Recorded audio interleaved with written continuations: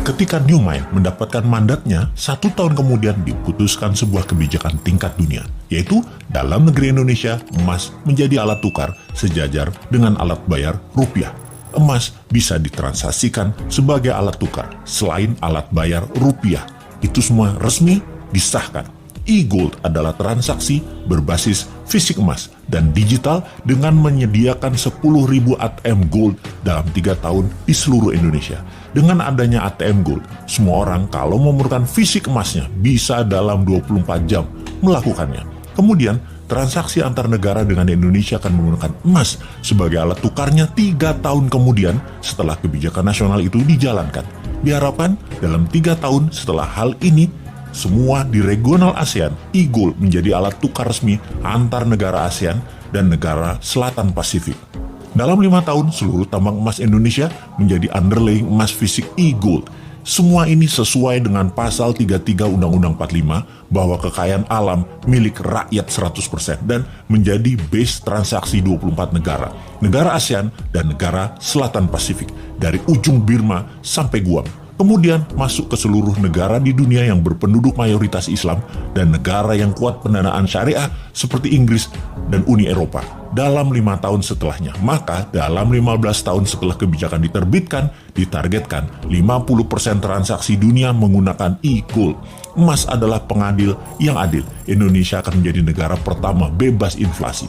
Kemudian diikuti negara-negara regional dan dalam 15 tahun 50% dunia bergabung dalam dunia tanpa inflasi.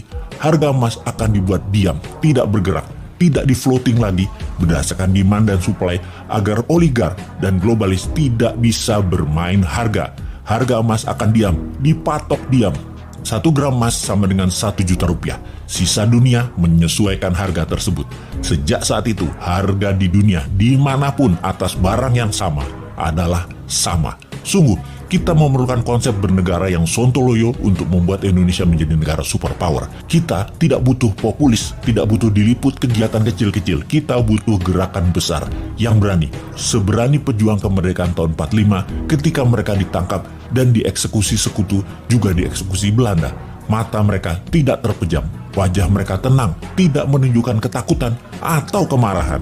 Wajah mereka seperti diliputi cahaya. Itu kesaksian banyak para tentara asing yang bertempur melawan kesatria bambu kuning tersebut. Semua itu membuat mereka ragu perjuangan mereka, para tentara sekutu dan Belanda itu. Karena di bawah sadar mereka tahu, kesatria bambu kuning ini dibela alam, diberkahi Allah, Tuhan semesta alam. Karena itu, mereka segera sadar dan mundur.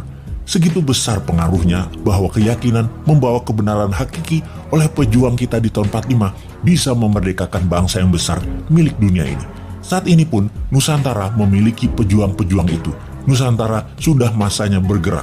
Wahai para pemuda, Anda bersiap berjuang dengan berani, berjiwa tenang karena tahu ini semua perjuangan untuk Indonesia menjadi pengadil dunia teradil untuk membuat dunia ke depan damai selama 1000 tahun. Wahai pemuda New Mind, inilah masa kalian menjadi pembeda, menjadi pejuang kesejahteraan dunia untuk jadi penengah kisruhnya dunia. Rebutlah kekuasaan globalis yang merugikan dan jinakan negara dunia yang saling bunuh untuk kekuasaan dan pertumpahan darah untuk sebuah kepuasan jabatan. Sudah itu semua. Sebar terus pemahaman New Mind yang bisa membuat Indonesia menjadi negara superpower segera. Diawali dengan menjadikan emas sebagai alat tukar dunia. Untuk menjadikan emas alat tukar nasional, segerakan kita menangkan dengan mendapatkan mandat sesegera mungkin.